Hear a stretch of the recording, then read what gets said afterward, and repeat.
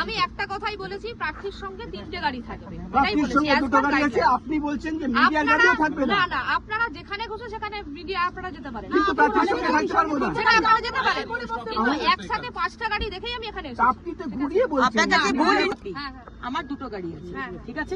এবার প্রেসকে আপনি আটকাবেন না, আমি তো প্রেসকে আটকাচ্ছি না ম্যাডাম। প্রেস তো যেখানে আপনারা আসবেন, that is none of her business, that are none of my business, ঠিক আছে? আমার 2টো গাড়ি পারমিশন দেখে নিন। জায়গায় মানুষকে বাড়ি বাড়িতে গিয়ে নয়তো বাড়ি থেকে ফোন করে হুমকি দেওয়া, আমি নাম করে দিচ্ছি, নিউ টাউনের মিন্টু চ্যাটার্জি বাড়িতে বসে হুমকি খাবার পৌঁছচ্ছে, হুমকি দিচ্ছে। সুবীর ব্যানার্জি আর রাজু ধর্গডাঙ্গা সেখানে 230 সেখানে হুমকি দিচ্ছে।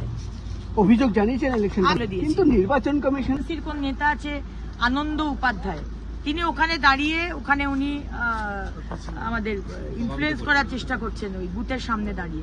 12 নম্বর বুথ আনন্দ উপাধ্যায়, আমি কমপ্লেন জানাচ্ছি। ভোটারদের আটকানোর ডামি ইভিএমটা দেখিয়ে বলা আছে এইখানটাতে ভোট দেবে। এই কথাগুলো ঘুরিয়ে বলছে আপনার না 5টা গাড়ি যাবে না। রুলস দেখাতে পারলো না, রুলস তো উনি দেখাতে পারলেন না, দেখাতে পারবি না তো, কারণ মমতা ব্যানার্জি তো নতুন সংবিধান বানিয়েছে, ভারতবর্ষের সংবিধান তো এখানে অ্যালাউড না, তাই জন্য উনি এসছেন আপনাদেরকে এখন তো নির্বাচন আপনাদেরকে কোন এতে আটকায়। সুতরাং আপনারা একটু স্ট্রং থাকুন আর কি। এরা সব রকম ভাবে চেষ্টা করবে, কারণ আপনারা থাকা মানেই যদি কোনো ঘটনা ঘটে আপনারা কভার করে দিচ্ছেন, মানুষ জানতে পারছে। আর আপনারা না থাকা মানে মানুষ জানতে পারবে না, সেটাই তোরা চাইছে। ভেরি সিম্পল হিসেবে প্রথমেই বলে দিচ্ছি, বোমবাজি শুরু হয়ে গেছে অলরেডি।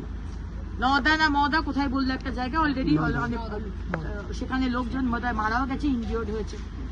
এগুলো করবে, কারণ এটা আরো বেশি করবে, কারণ মমতা ব্যানার্জি জানেন আজকে আরো থাকে তো মমতা ব্যানার্জির কাছে নেই।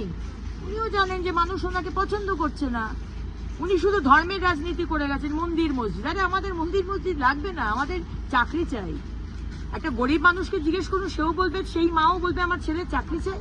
একটা মধ্যবিত্ত মাকে জিজ্ঞেস করুন, সেও বলবে আমার ছেলে মেয়ের চাকরি চাই। সুতরাং এগুলো বলে কোনো লাভ নেই। মানুষ পরিবর্তন চাইছে, মানুষ পরিষেবা চায়, মানুষ ধর্মের রাজনীতি চায় না।